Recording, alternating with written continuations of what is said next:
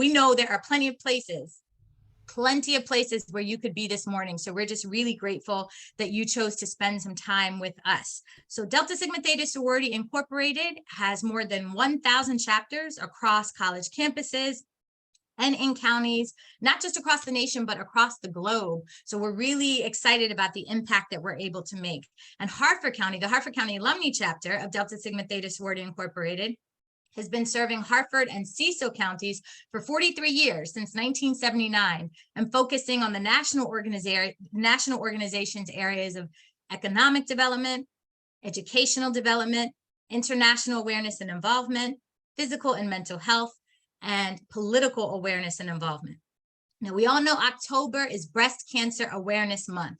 So there is no better time for us to bring some community education and information than October. But we want to remind you that every single month is the perfect time to really be proactive about your health. So again, thank you so much for joining us here today.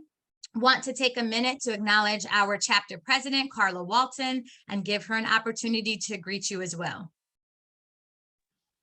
Good morning, everyone. Again, thank you, Sora Skunyan, for that lovely introduction. I appreciate it.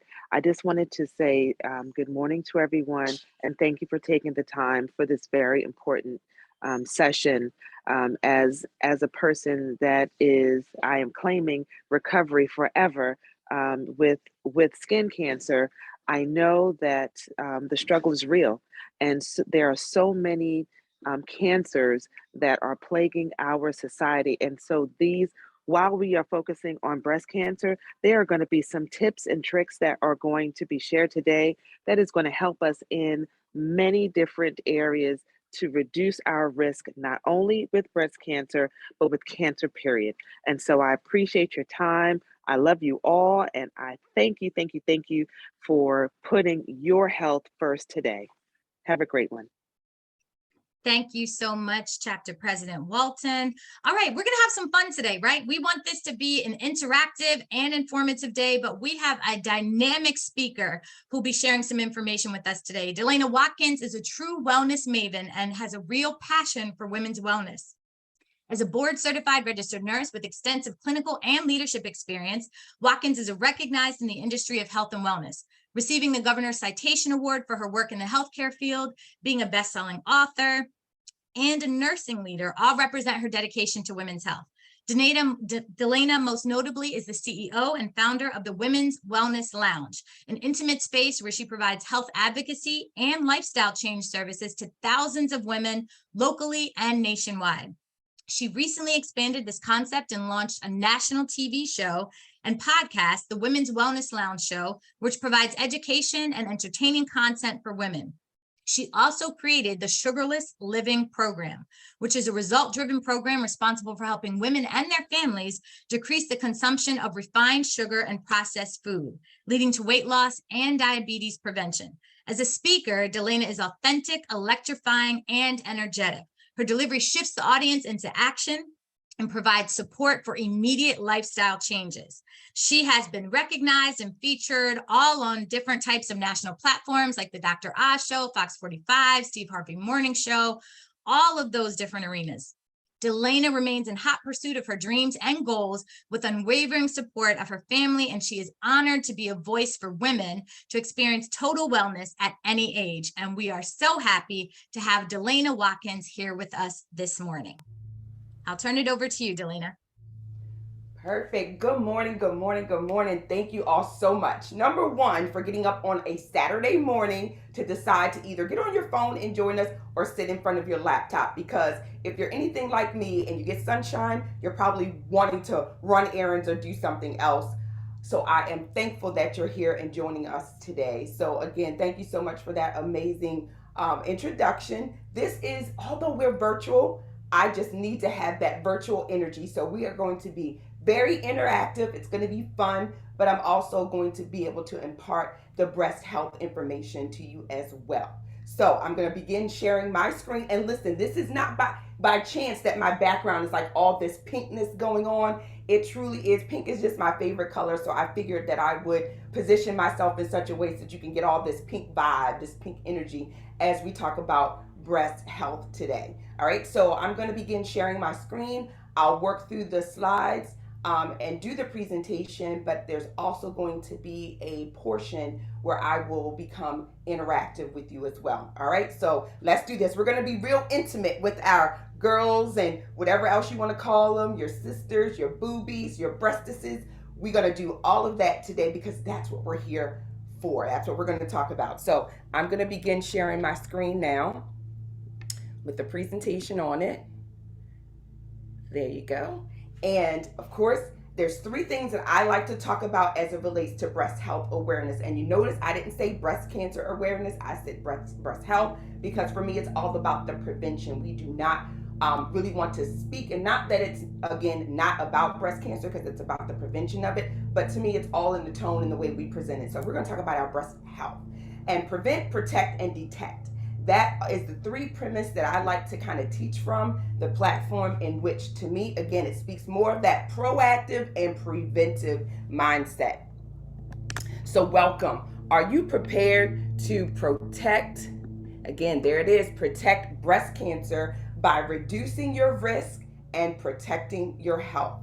And then you notice I got that little detector down there. That's what that's about. We're going to look and see what it is we need to do, change, shift, reduce, or remove to protect our breast health. So welcome. All right, get ready, ladies.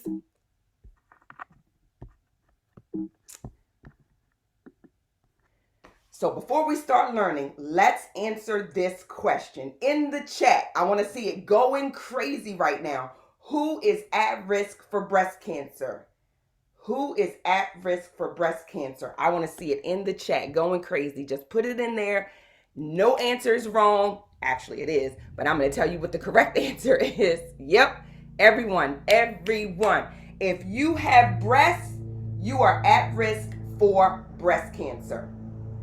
If you have breasts, you are at risk for breast cancer. And we're going to go into a little bit more about what that means, what your risk levels are, because that's exactly what I say. If you have breasts, you're at risk for breast cancer. Now, what you then need to determine is, then what is my risk? How high, low is my risk? And what can I do about them? All right, so let me close up the chat. I just wanted to see if y'all were still with me. So let's look at some facts about breast cancer. Number one, it is the second leading cause of death, second to heart disease. It's the second most common cancer, second to skin cancer, which President Carla just talked about. Skin cancer is the number one common cancer, and then followed by breast cancer. There's an increased incidence with age. So the older you are, the more likely or the more at risk you are. 1 in 8 women will develop breast cancer. 1 in 8 women. So if we were live in a room, what I do to kind of make this point very visual, I have everyone stand up, and then I have count out 8 people, and then I have that 8th person sit down. So it's more visual, it's more real when you see that you're in a crowd, in a room full of people, and you can look around and see whoever that one person was that sat down, they are that 1 in 8 that are at risk for breast cancer. Because when we're in a big society, and when we're out functioning and doing our thing, we're not really sort of zeroing in really on what our risks are. But when we're in a setting like that, it kind of visually really makes you see, oh my gosh, yes, this is what it looks like if 1 in 8, and this room full of beautiful women, 1 in 8 would be at risk for developing breast cancer. And then lastly, what we just learned before we started was that all women are at risk. All of us are at risk. It's just a matter of what is your risk-odometer, as I like to say, your risk-odometer. How high, how medium, how low, what are your risks, and then what are we doing about that? So let's talk a little bit more about that. So our breasts, all right, ladies, now, because we're talking about our breasts, we need to know really how are your breasts designed. Because if you take your bra off right now, and if you got one on, you would really just see your areola and your nipple. But there is so much more behind that. So let's look at what our breasts are. So your breast sits on the chest muscle that covers the ribs. So if you look at this diagram, you'll see the ribs and the muscle to the left. Each breast is made of 15 to 20 lobes. And that's these 15 to 20 lobes. Lobes contain smaller lobules. So it's the lobes and then the lobules. Lobules contain groups of tiny glands that can produce milk. Milk flows from the lobules through the thin tubes called ducts to the nipple. So you got your lobes, your lobules, your ducts, and this is where the milk flows out through your nipple. The nipple is in the center of a dark area of skin called the areola. So this is on the outside. This is what you're able to see. The nipple is in the center of a dark area called the areola, and then the fat fills the spaces between right here. So this is your fatty tissue. Can't see the bottom of my thing. So this is the fat, in the chest wall. Okay. So that's here. So then there's the fatty tissue here. So when we're looking at our breasts, and I'm going to show you a breast model, and if you don't have a bra on it, even if you do, I want you to be able to look so that you can see, because this is what we're able to see externally, and I want us to know what it is that we're talking about internally, because this area here is what most often is affected by the breast cancer cells right here. And that is the lobe and the lobules right in here. And then when we're doing the breast self-exam, this is why we need to do it a certain way. And I'm going to demonstrate for you exactly what that looks like so that you're able to understand why you need to do it a certain way. And the only way for us to understand that is so that we can, if you're on your phone, screenshot this, or if you're on a laptop, take a picture of this particular screen, because I want you to be able to refer back to it. The other point that I want to point out is here, the lymph nodes. So again, take a picture of this, do a screenshot if you could. So the lymph nodes, these on the screen, it's like this little green area that runs along the cervical, the clavicle area down through your armpits and then on the side of the breast. This is very, very important for you to look, know, and understand. Okay, so the lymph nodes here. And this will make sense in a little bit when I show you how to do the breast self-exam. All right. So what causes breast cancer? Now, we know more than we did 30 years ago. Technology, science, research has kind of given us a glimpse into certain things that we're able to identify as it relates to breast cancer. So what I try to do really with this definition and when I'm explaining it is to really just lean into that. And really, researchers have identified hormonal, lifestyle, and environmental factors that may cause breast cancer. So again, there's not necessarily a definitive thing, but what I do know is that likely breast cancer is caused by a complex interaction of your genetic makeup and your environment. So that genetics is to blame for at least 80 to 90% of breast cancer. And it's because they realize that 70% of women that are diagnosed with breast cancer, believe it or not, usually have low or no risk factors.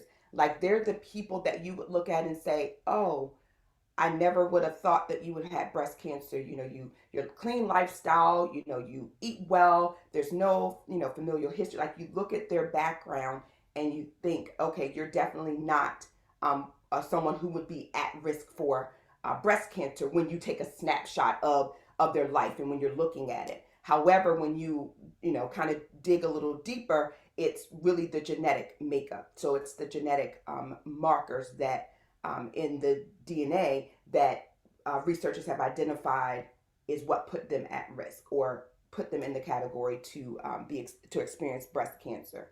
And so, of note, breast cancer most often begins with cells in the milk producing duct, and that's called invasive ductal carcinoma. Breast cancer may also begin in the glandular tissue called lobules or invasive lobular carcinoma, or in other cells or tissues within the breast. Now, I'm going to jump back to that diagram, and this is why I was saying before that this area of your breast is so important, to make sure that we understand what the anatomy of our breasts are and why we're doing the breast self-exam. That's why this particular anatomy of your breast is so important for you to understand. Because when I show you to do the breast self-exam, it's one thing to be able to physically palpate it, but I want you to know what you're feeling for and why we're doing it this particular way, and what it is it should look like, and what it should feel like normally. Okay, so that's why that slide is so important. Now let's talk about our risk factors. So this is really where I want to spend a little bit of time. So gender, female, of course, we're at higher risk. Males have breasts. Remember, we said the first question was who is at risk for breast cancer. So males have breasts. So yes, they are at risk for breast cancer. However, they only make up 1%. So your gender, a relative, a mother or sister having breast cancer also puts you in a higher risk category as well. So your maternal tree. So I like to tell women to not only look at your mom, but don't stop there. Any aunts or relatives, cousins on that side. So if you have an aunt that has breast cancer on your maternal side, who then also has a daughter. So those are what I call, you get sort of category or risk points for those as well. So being able to understand your family history and know your family history plays a huge part in determining your risk factor as well. So your relatives. Race. It is more common in Caucasian women. However, although they are diagnosed at a higher rate, we have a higher death rate of breast cancer. So there's also, again, correlation with that, and with our lifestyle, and with research, and with treatment, response to certain treatments and things of that nature. So with race and the commonality between them and the outcome as it relates to if a Caucasian woman is diagnosed with breast cancer and oftentimes is used with the same treatment modality as an African American, the outcomes are typically far better for the Caucasian than it is for African American. And a lot of that, again, goes back to genetics, goes back to risk factor, lifestyle, environment. That's when all of those things really play into the outcome. All right. Age. As we said before, it increases with age, especially for postmenopausal women. With postmenopausal women, of course, we know you go into menopause because there is a decrease in estrogen. So with the decrease in estrogen, it also opens you up, the hormonal imbalance, right? I just shared with you that hormones play a part in it as well. So the decrease in estrogen and progesterone and testosterone, those hormonal fluctuations, if you are a diabetic, the insulin resistance. So there's a lot that when we have this, what I call a hormonal storm, and the hormonal imbalances that a lot of African American women deal with, and we don't realize the impact of that and the imprint on our genetics across the board. So that's why, again, race and then age for us plays a huge part in why we are typically have more of a poorer outcome with breast cancer. All right, so menstrual history. So if you have an early onset or a late menopause, so if you started your menstrual cycle early, earlier than your peers, that puts you at a greater risk for breast cancer, because your estrogen levels, you started your reproductive cycle, if you will, much sooner than your peers. And so that also puts you at risk. Late menopause. If you are still in your 55, I like to use like a range of 55. I'm concerned that you're having a late menopause. So that means your estrogen levels have not leveled out. And so they're still high. And that puts you at a greater risk. So now not only are you dealing with age, because I said before, 50 and over have a higher incidence of breast cancer, but now you also have this extra estrogen on board that is still floating around. And breast cancer tends to link onto the estrogen receptors. So now you've got all these estrogen receptors out there floating around, that just kind of is inviting and it looks good to cancer. Childbirth. So if you had your first child after the age of 30, or if you have no children at all, puts you at risk. So these are all of the risk factors that some we have control, some we don't. So I'm going to look at this one, the next set. So let's look at the next set of risk factors. Okay. So these risk factors here, I want you to take a screenshot of these as well, because we're going to talk about these risk factors here because these are the ones that you can control. Some of the ones on the previous slide you can't control other than your childbirth. Some you can and can't, whether or not you have a child, before the age of 30 or not. Some would say that's something you can control. I say no, not necessarily, because there could be other factors as to why you weren't able to have a child before 30. So I'm going to, kind of default to that and say that that's not one that you necessarily can control. However, these on this page right here that we're currently looking at, I want you all to, in the chat, tell me which one of these particular things do you feel that you are able to change and shift, make a conscious effort to do something about this month, make a plan after we talk about them. All right, so I want to see some comments going on in the chat. The first one is obesity. So obesity and overweight really are two separate categories.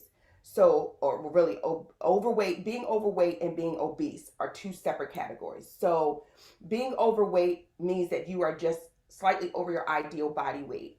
Being obese means you have a BMI greater than 30. So when we look at those, as women, we typically say, oh, I want to lose 10 pounds, I want to lose 15, I want to lose 20, whatever you're in your mind. And I always say it's in your mind because you haven't done the whole ideal body weight. We can't go back to our 20s and 30s and say, oh, I want to look like that, right? Our makeup of our bodies are just different. Now, it's not to say that you can't get back down to your 20 or 30, weight that you were at that particular age. However, you have to look at where you are and what's going on. So when we talk about obesity, obesity is obviously manageable. It is something that we have control over with the various things that we can do. When you limit your incidence of how you eat, what you eat, how you cook your food, how you prepare your food, it really will have an effect on your obesity and your weight. So when we look at diet, fat and alcohol are the two greatest things, and really sugar should be up there as well, but I had already talked about that. So let's just stay there with diet. So comment in the chat for me, what is your biggest struggle with diet? And then I'm going to give you sort of this, as I call it, it's like two acronyms. The first one is CRAP and the second one is CROW. So CRAP stands for chemical, refined, artificial, and processed. So that is CRAP.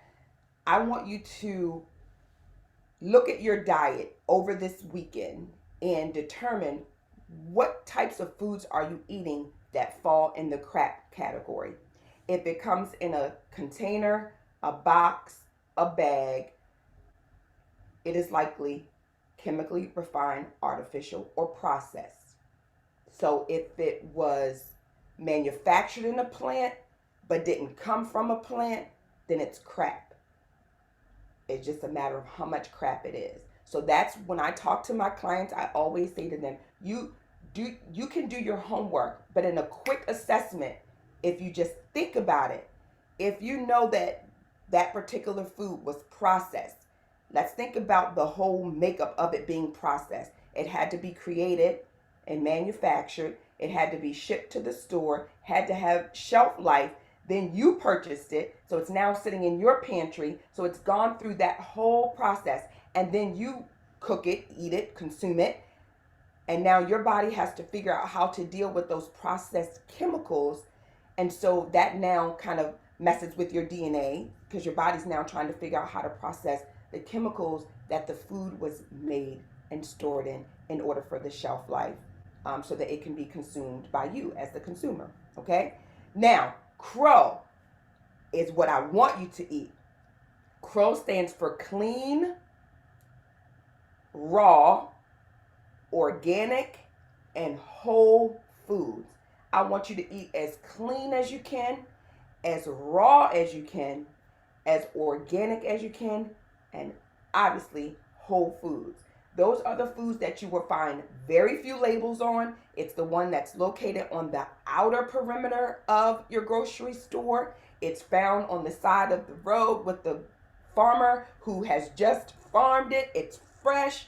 He doesn't put a label on it. He sticks that old wooden sign out there and tells you, I've got watermelon, plums, lettuce, cabbage. That is more of the CROW. And that is what I want you all to begin to look at, to see how clean, how raw, how organic, and how whole are you eating.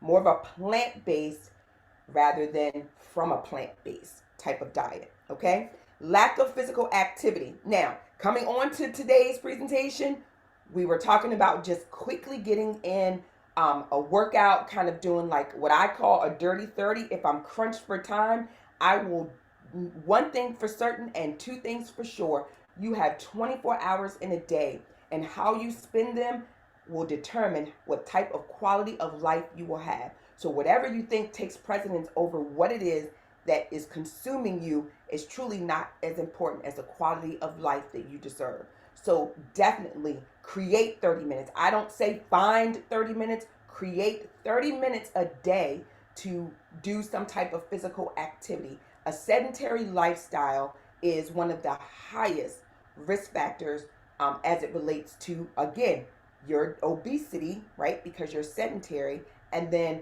likely you're eating, and so you're sitting as well. All right, let's move on to hormones.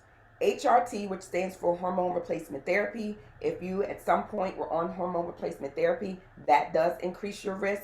And then birth control. If you were on birth control for a prolonged period of time, studies have shown that that also increases your risk as well.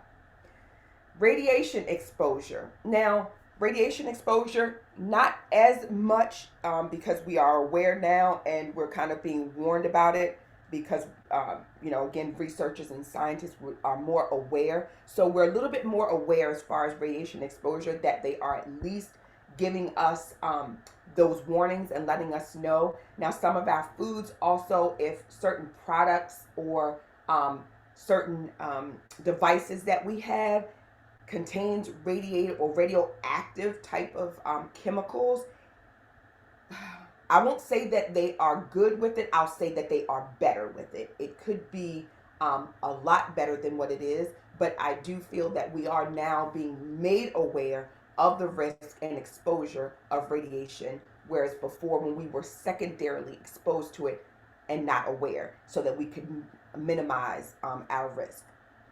And then stress.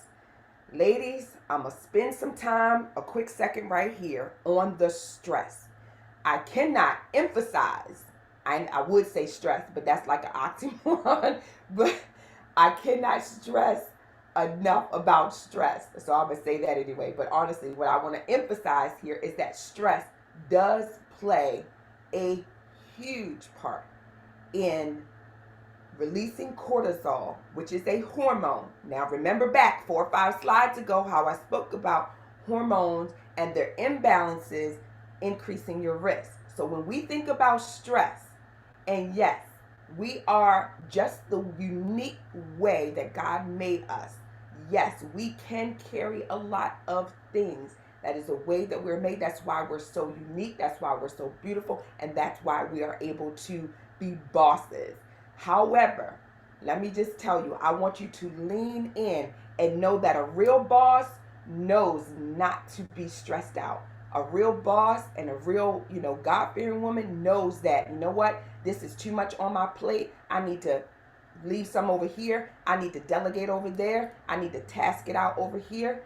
Do delegate or delete.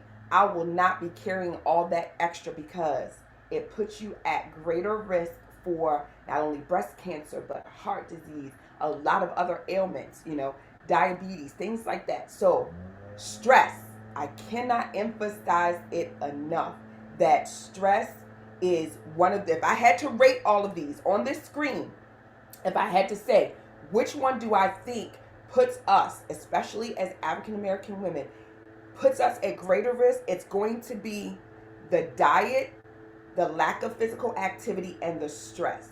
Those three are the trifecta. Now, the obesity is the side effect really of those three, which is why I say it's those three.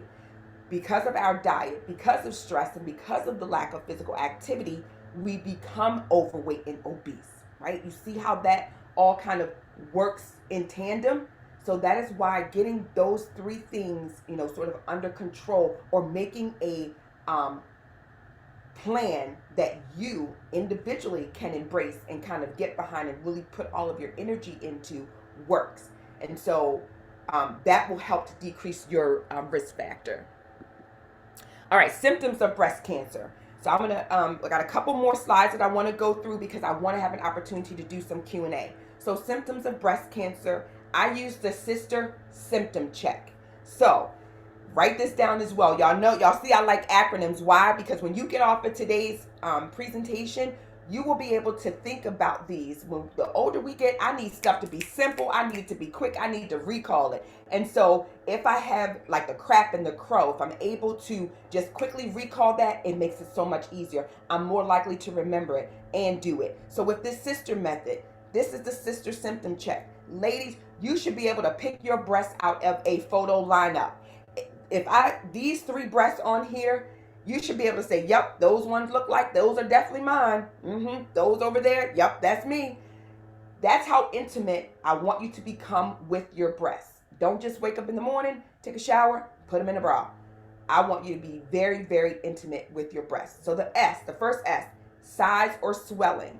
If your breasts become, enlarged, you notice that there's a change in size, the swelling.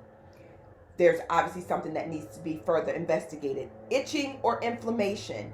If your breasts begin to itch or become inflamed, that is an exterior sign that needs to be further investigated as well. Soreness and discharge. Now, sometimes there is some slight soreness if you're still menstruating, that you may have, some tenderness or soreness associated with your breasts. But again, this isn't something that should kind of continue on or, kind of be there on a consistent basis.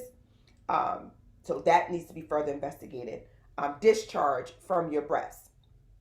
T, texture, especially if it feels like an orange peel. And I like to give that analogy because it's sort of that rough in and out kind of indentation that you may see on your breast. E, engorgement or a flat nipple, means like it's inverted. So engorgement or flat nipple. Redness or change in color. Redness or change in color. So that's the sister symptom check. Ladies, get intimate. Get all up in there with your breasts. Understand, know, feel, be able to pick them out of a photo lineup. So there's 6 D's that I also talk about with nipple changes just really quickly. And that is destruction, depression, discoloration, displacement, deviation, and discharge. Basically, if your nipple appears to be doing something different, looks different, smell different, then it needs to be further investigated. Okay? Screening and detection. Here is where we become breast detectives. Okay? So I'm going to stop my screen share in a second because I want at this point to show you how to properly do a breast self-exam, also known as the BSE. So these are the top 3 ways in which women, again, are advocates for their breast health. By doing your monthly breast self-exam, having a yearly clinical breast exam, and this is just an exam that's done by a nurse practitioner or your primary care physician, your OBGYN. They will do what's called a clinical breast exam. And then lastly, of course, our yearly mammograms, which should start at age 40. However, again, if you are at higher risk, then it should begin a little sooner than that, and then every year after that. And in between those, the mammograms, you should be doing these breast self-exams. Now, I want to draw your attention to looking at the screening. The average size lump found by a woman practicing occasional breast self-exam is that there. And that's about the size of maybe a quarter. The average size lump found by a woman practicing regular breast self-exams. You see how significantly you could put 2 or 3 of those inside of the first one. So if you're doing your breast self-exams regularly, you're more likely to detect it much sooner. And then the average size lump found by the first mammogram is even smaller than that. Again, helping you to lean into why your mammogram is so important. And then underneath that, very, very, very, very tiny, tiny size, average size lump found by getting regular mammograms. Okay, so the first mammogram and then mammograms. So here's what I'm going to do. I'm going to stop my screen share here, and I have some real breast models. And what I want to do, because you can turn your camera off because we're in a virtual setting. So if your camera's off, we cannot see you. So what I want you to do is, if you're in a place where you could remove your shirt and take off your bra so that you can go along with me as I show you how to properly perform a breast self-exam. Now, this is an A cup size model, and then this is a BC cup size model, and then this here is the big kahuna. This is a D double D. Now, I know some of us may have breasts that are larger than this. My point is going to be that regardless of if you are a A cup or a D double D triple D, the method in which you use to perform the breast self-exam will not change. So what I want you to do, now if you refer back to the model that I showed, the anatomy of your breast, you're going to understand why we do the breast self-exam this way. So I like to tell women that although your breast, what we usually see is the nipple, your breast encompasses all of this. And remember, I shared about how you have lymph nodes running along here. This is why I want you to begin up here. So this is all part of your breast tissue. And so because oftentimes if you are exposed to, if you do have breast cancer, that the likelihood of it going into your lymph nodes is very high. So I always like to instruct that you're going to take your first three fingers, and you want to place them along the clavicle area here. Go down and slightly under your armpit because there's lymph nodes running along there. Again, remember the anatomy, it's running along there. And then you come in, and I want you to begin to press using these three fingers, begin to press in a circular motion. Now, ladies, when I do this, I'm going to tell you what is the number one mistake. Well, actually, really the number two. The number one is that most women just use the one finger and they're doing this. No, you're going to use these three fingers, and then you're going to go around, as I said, in the armpit. The second mistake is this, what most women are doing. They're just like, no, I want you to actually press in. You got all that tissue under here. Remember the anatomy that I showed you? You got the lobules. They're up under here. They're under the breast tissue. You doing this, tapping it, you're not going to feel. at all. I want you to get in there. I mean, take it around, do a circular motion. And if your girls are hanging, if gravity is not your friend right now and your girls are hanging, just lean back, lift them up, and press. Okay? So you're going to go around in a circular motion and make sure that you are doing it like this in a circular motion and work your way towards the areola and the nipple.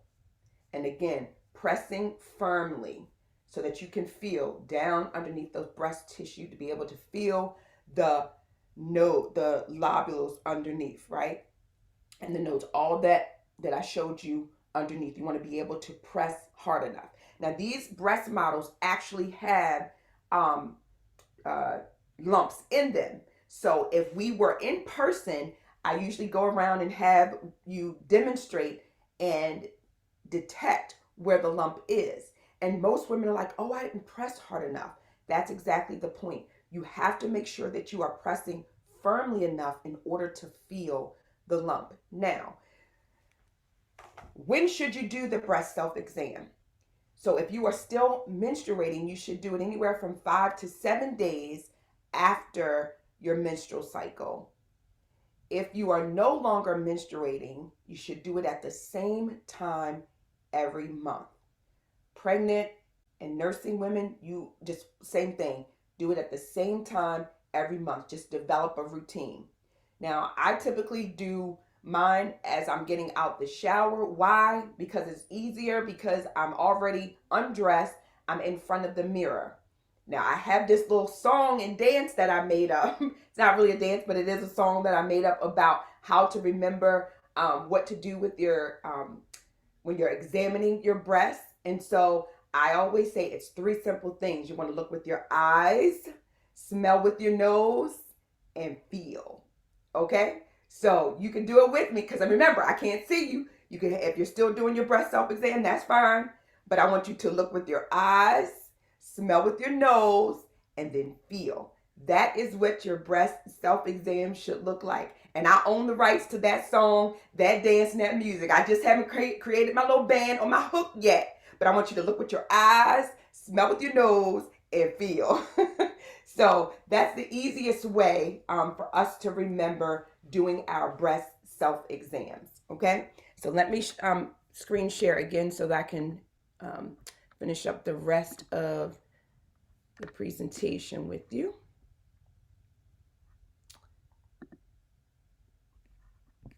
All right. So breast health begins with the intimate relationship of your body. I spoke earlier about how I wanted you all to be so intimate with your breasts that you can pick them out of a lineup. Period. Like you should, if I showed you a 6 breast lineup like they do at the police station when they want people to do a photo array, you should say, yep, D, that's me. Those mine right there. That's how intimate I want you to become with your breasts. What do your breasts look like? Take time out from a bra and inspect your breasts. Learn to properly perform a breast self-exam. It honestly can help us to detect. Remember, I said prevent, protect, detect. It will help us to detect it early. We can begin interventions much sooner if breast cancer is caught early. Get a pinky partner to hold you accountable. Pinky partner really is just one of our campaigns.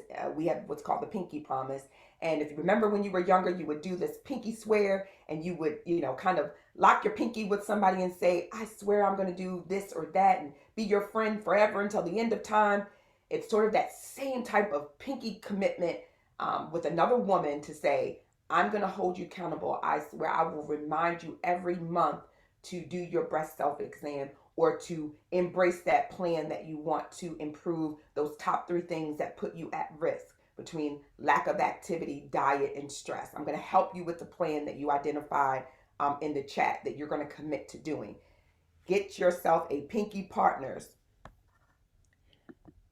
So now it's time for Q&A. So I'm going to stop my screen share, and I want to thank you all so much for allowing me to come on and really just give you just a really quick overview. Yet it was broad, but very focused in on understanding your breast, because we say breast health awareness, but really, what does that mean?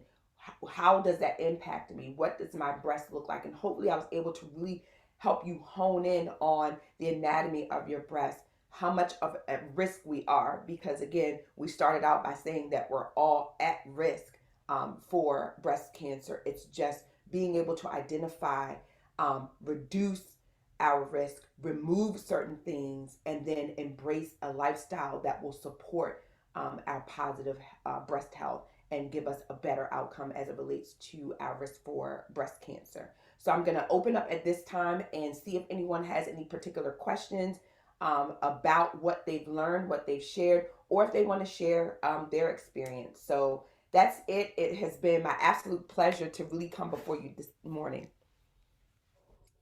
Good morning. Good morning, all. Delana, thank you so very much. This is Raquel Adams. I am one of the members of Delta Sigma Theta Sorority Incorporated, Harford County Alumni Chapter. And great, wonderful presentation. And as you can see, 7 months. And so I am extremely grateful to be here. And this is a platform, and it shouldn't just be about October. It should be all year long, because women need to know the health and become comfortable with the girls. Yes. And so very important, having gone through this long journey.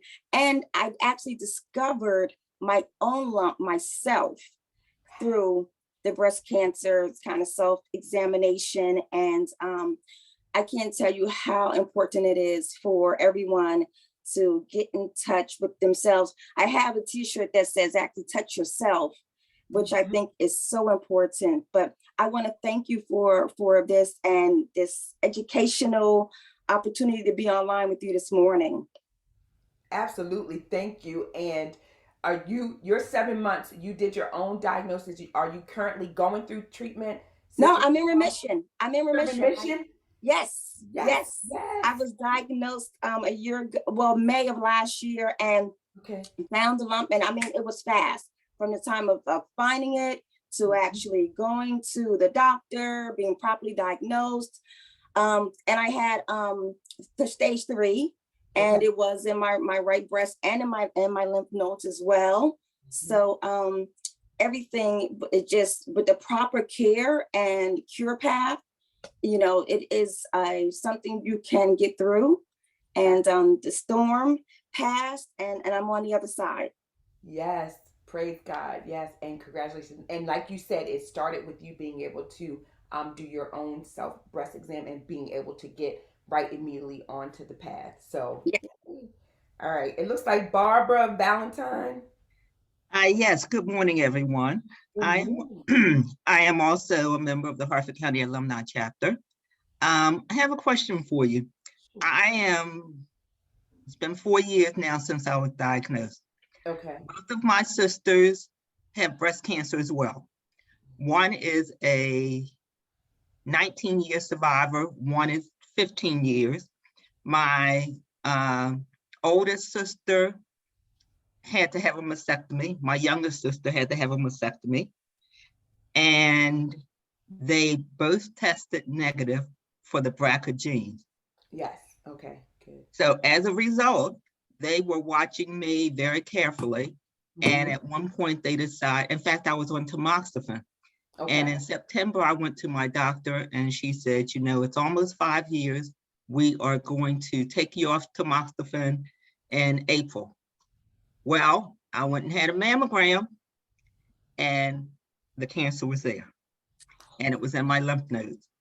So she took me off the tamoxifen immediately. And I eventually had to go through chemo and radiation and the genetic testing. My question is, well, first of all, that was the first time in probably 20 years that instead of having a mammogram for every 6 months, I had it at a year because my doctor was retiring. Okay. And there it was. they said it was not presenting itself as it normally would. There was no dimpling, there was no lump, there was nothing. I had the genetic testing as well, and they checked me for 27 panels. Should my sisters, and everything was negative, should my sisters go back and have another test that would have more panels? They didn't have as many panels back then, but now they have more. Yes, yes. I was going to say that the testing has advanced. And again, back when I was sharing on the slides about the risk factors, a lot of testing and a lot of the research and studies and things of that nature, unfortunately, because African American women aren't included, don't go include, I mean, there's just so many variables there, I should say. So my suggestion to you, and to answer your question, I would say yes, for two reasons. One, we already know that the risk is there. Two, you said that one of your providers stated that it didn't present as it normally would, which means, to me, there's already sort of this, kind of red flag to say that if it didn't present how it normally would, whatever they're normally looking for may not be found. And so I would suggest that, yes, I would have both of my sisters, the 19-year survivor and the 15-year survivor, to go and be tested and have a wider panel done. Okay, I will tell them that, because I, to be honest, I had gotten complacent. Oh, well, to hit the older one, to hit the younger one. Oh, I'm going to be fine. Yeah. I'm going to be fine. And I have 1 million white t-shirts, and now I have 1 million pink t-shirts. Absolutely. So, but thank you so much. That's very common, Ms. Barbara, that, women, we kind of get into this safe zone, and we feel like you said, you had gone 6 months, every 6 months, and then just the one time when you went for a year, we do kind of get comfortable. And sometimes it's either the fear of the unknown, or, oh, okay, I'm doing, what I'm supposed to do. I'm taking the tamoxifen. I'm, doing this, that. We're not thinking, or we overthink, and we explain why we're doing whatever action it is that we're doing, and not doing those that we should. So, for you, I think being able to go and know and be detected is what's going to help your sisters to now say, okay, this, my plan going forward is going to include, kind of XYZ. Again, because being able to detect it early helps for a better outcome. Okay. Thank you so much. You're welcome, Ms. Bowman. All right. Any other questions? We got a couple minutes, ladies. Any other questions?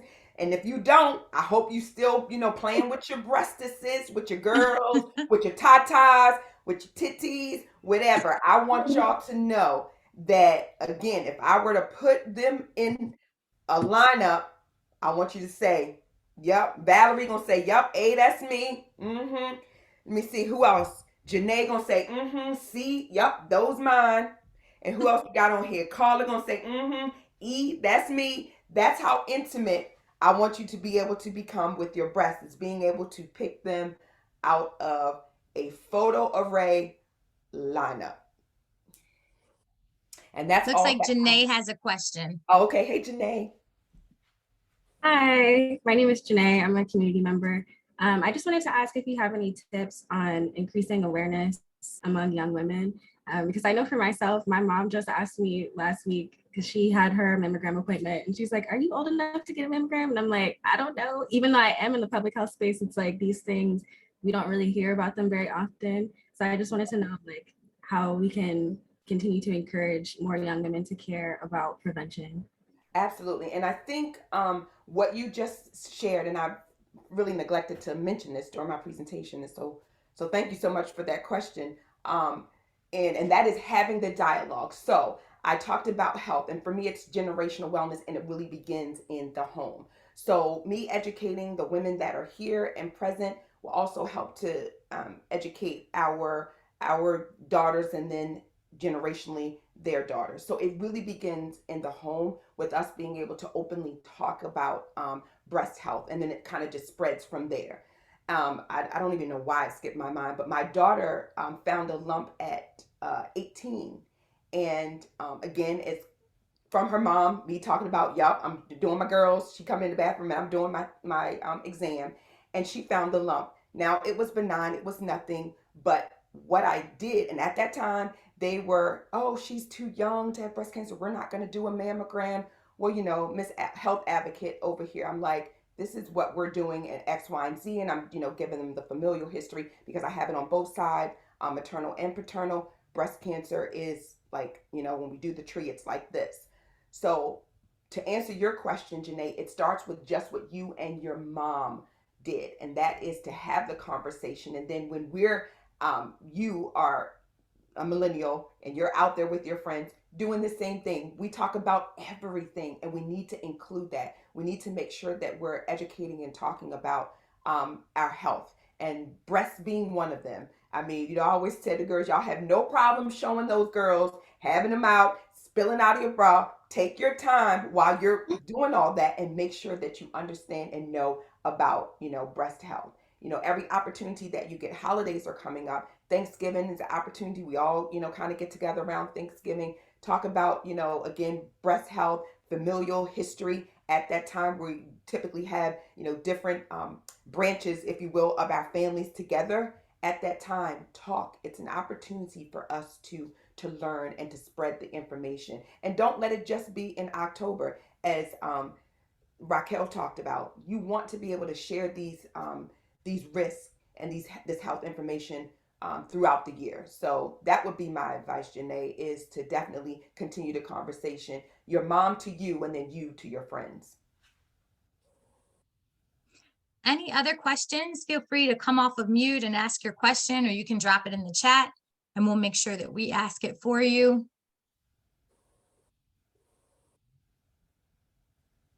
And Janae, I meant to tell you, yep, I called your name out. I think you were in the photo array. I think you were C. So yeah, I want you to be able to, if I run across you in the street, I'm gonna hold up a photo array and be like, which one of these are yours? So be ready, okay? I actually think that's really powerful, because when you said that, I was like, I don't know if I can pick mine out of a lineup. Mm-hmm. So that's really powerful. Thank you. Absolutely. Yep. Be able to pick them out of a lineup, and even go so far as to name them. Like if you want to name your girls, that's how intimate you are, right? We give names to everything else. People name their cars. They, name things that, belong to them. Name your breasts. They're yours. Name your girls. Name them and know them. So Delana, we cannot thank you enough for the information that you have shared here today and the way in which you have shared the information. I mean, I'm sure all of us have been through, different breast health events, different breast health sessions, but it's like you learn something new every time. And I'm like, yes, I do name my car. Like, yes. Why can't I pick my girls out of a lineup, right? Hello, yeah. Literally. Thank you so much for just taking the time out to facilitate this session for us, and for doing so with such compassion and care and energy and enthusiasm. Please keep a lookout. We will be making a donation to your Women's Wellness Lounge to support the work that you do, because we know that you are making an impact in the community, and we want as many people as possible to hear about this, and to be, to make it a comfortable conversation. It's not something that's taboo. It's not something that brings anxiety, because we know anytime you talk about any type of cancer or health risk or anything, there can be a certain level of anxiety, but we want to make sure that we are taking down that trepidation so that people are doing their exams and getting things done. I do want to open it up one more time for any additional questions. I don't see any in the chat there. Delana, you will want to check out the chat, because you were getting tons of kudos and accolades for your information. Right. I was like looking, I had like my eye going this way, like trying to look at the chat. And then I was like laughing at some of the comments, and especially when certain parts of my presentation that I know is funny or it hits home, I tend to see the chat like going crazy. Yes, yes. We appreciate that. Listen, we also wanted to take a minute to shout out all of the survivors and the thrivers that we have on the line, and also to just cover with prayer and protection anyone who may be in their health struggle, fighting breast cancer, defeating breast cancer now. So we know Raquel Adams has shared, Barbara Valentine. Is there anyone else who would like to share? And just, we want to make sure that we highlight you, celebrate you, cover you. Anyone else who'd like to share? And at this time, while we're waiting, our Pinky Promise program that I mentioned before through the Women's Wellness Lounge is during this month we create these Pinky Promise care packages. So if you or someone you know is currently in treatment, please make sure you get in touch with me at womenswellnesslounge.org or hello@womenswellnesslounge.org, and we will deliver them a Pinky Promise care package for this month. Absolutely love that. Again, let's give Delana Watkins a round of applause. Thank you so much for just being who you are and doing what you do in a way that we love to hear and see it. Thank you again. Listen, everyone, thank you for spending this hour with us this Saturday morning. We know you have plenty of options and we appreciate you making your health a priority. And please help us spread the word, spread the information that you've heard so that we are enabling and empowering more people to make their health a priority. Everyone will receive an email with a survey, a quick survey. It will take less than a minute and a half to complete about today's event. Please share any and all feedback. We really appreciate that. We will be converting this recording and adding it to our YouTube channel for community viewing. So we ask that you help us spread the word and share that once you receive it as well. We actually have a fundraiser that's coming up. All of our fundraising supports our chapter scholarships as well as our community service endeavors. So I want to drop the link for that into the chat. If you are able to join us on Friday, October 28th, if you are able to join us for our sneaker ball, our 2022 sneaker ball, then we invite you to join us for that as well, and to continue to join us for our community activities as well. Thank you so much for joining us, and we hope that everyone has a great rest of the weekend. Take care. Have a good one, everyone. You too. Take care. Bye-bye. Thank you. If we could have the Healthy Lifestyles Committee members just stay on for a quick debrief, that would be great.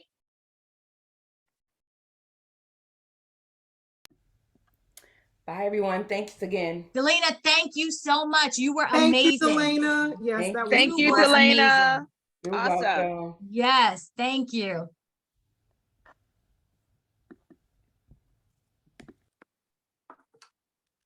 All right. Okay, so we have Source Donna, Valerie, Tanyika, and Carla on. Thank you guys for staying on. We'll just do a quick debrief so I can capture what worked well, any development areas, or what have you. She was amazing. Like she was, how perfect. Oh, wait, let me stop this recording. She was really good. Oh my gosh. It was